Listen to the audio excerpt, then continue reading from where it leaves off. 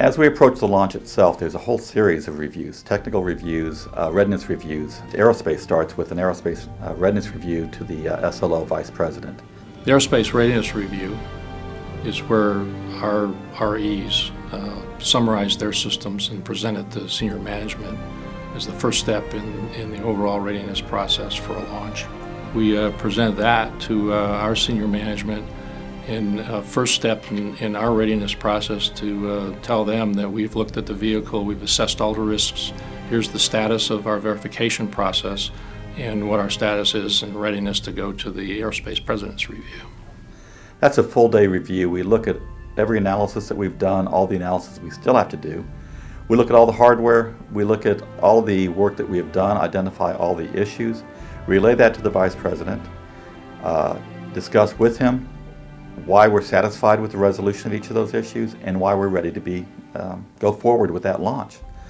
That's really the most significant review we have. So our launch readiness process finally culminates in a letter that I write to the launch director, and it states everything that we've done and gives our final risk assessment as to whether or not the vehicle is acceptable to launch. There's a lot of other reviews that follow that. The Aerospace President's Review, I guess that's by definition more significant. At that point, Dr. Austin will present Aerospace's view on the risks for the program, what is the risk baseline, and whether she believes both the satellite and the launch vehicle are ready to launch. If Aerospace finds a medium level risk, that can be a recommendation not to launch the satellite. We have a very important mission that we're focused on today. As you all know, every mission is different. Today we're conducting the APR for GPS IIF-9. It is a vehicle that we looked at with respect to pre-ship back in December.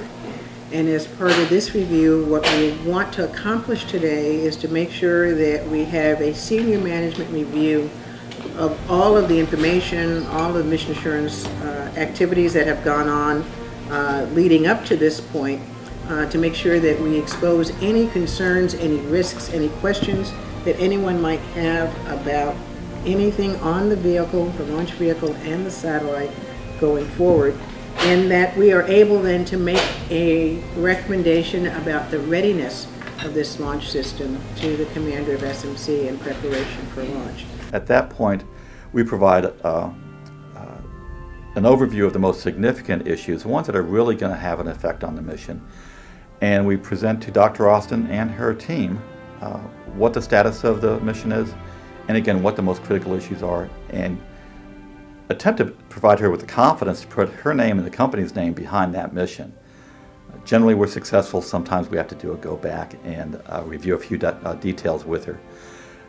But that's a critical gate that leads up into the Flight Readiness Review, which is the Air Force review leading up to launch, and that's at the SMC commander level.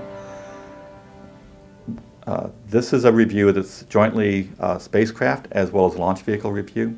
We all have to get together and demonstrate why we are ready to go forward. And that's generally about a week prior to launch.